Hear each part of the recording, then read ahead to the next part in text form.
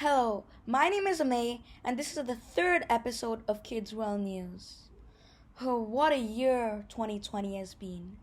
Anyway, today we will cover the top global stories of 2020. The Australian wildfires are among the world's worst wildfire disasters in modern history. More than 46 million acres were scorched, and 3 billion animals were either killed or displaced. 70% of Australia's population was exposed to bushfire smoke. That's unprecedented.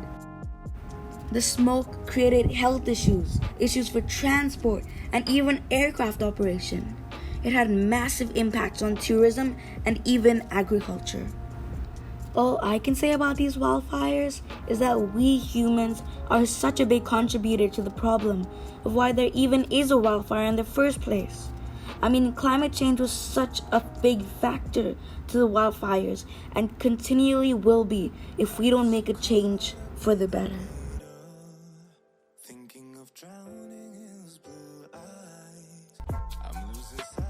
Well. Black Lives Matter, the biggest and most powerful protest and social movement, I would say, for these past few years. I mean, look at how many people have got involved. 15 to 26 million in the US alone. Only now people are starting to realize what a big issue racism and discrimination is after hundreds of years. Oh, finally. I feel very deeply about the topic. The movement has motivated the rights of Black people facing police brutality and racial violence. It's probably the largest movement in US history, and rightfully should be. It deserves all the recognition. Hopefully, this will be a defining moment that will change people's attitudes towards Black, or for that matter, minority races, for the better. I have a few things to say about this, but first, let's hear what American kids have to say about Joe Biden and Kamala Harris. I gotta ask, what do you think of Joe Biden? Well, obviously, I don't think he would be a very good president. I do have some concerns about his capability to do the job, but more importantly, I don't like the direction he's promised to take America. I don't think a Joe Biden presidency would be good for America.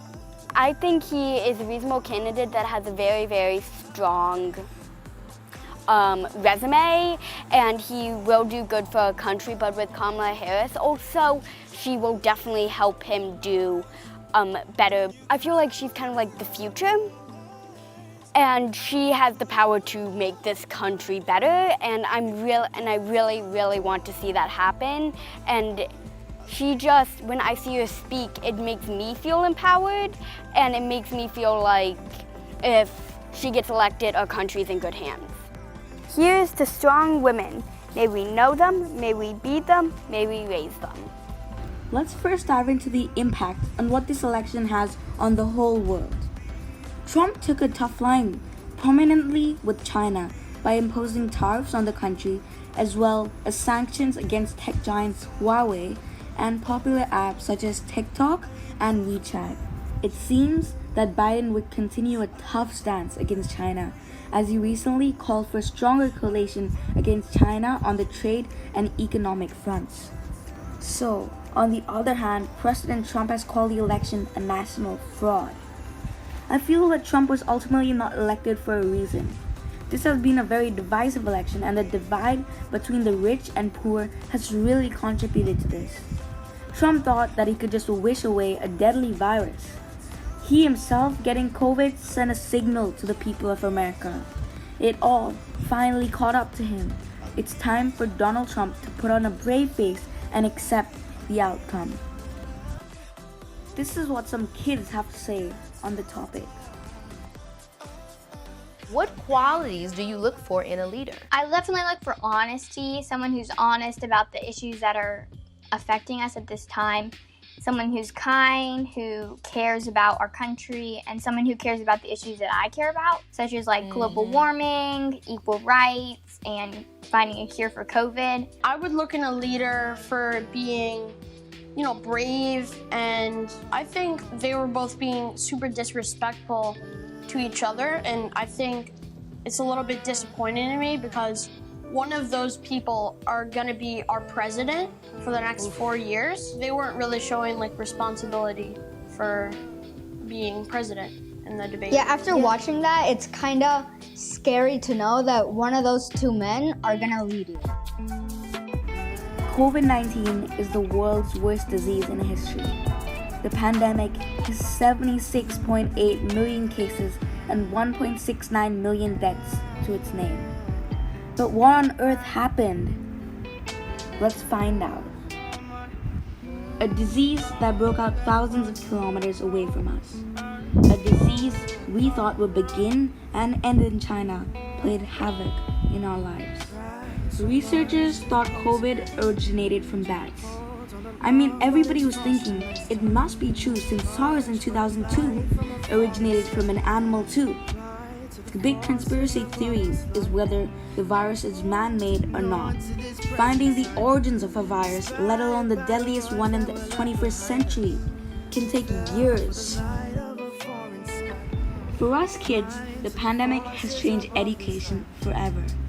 Globally, over 1.2 billion children are out of the classroom.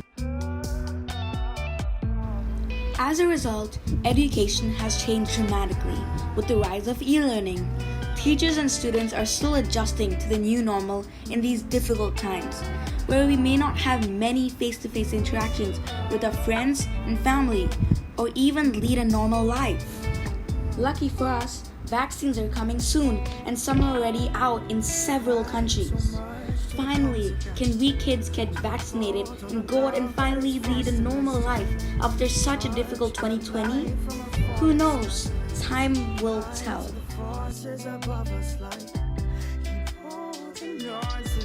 What did you think of 2020? Were you scared, hopeful, disconnected? The only way I can describe 2020 is unique, as it's a year that we will never forget.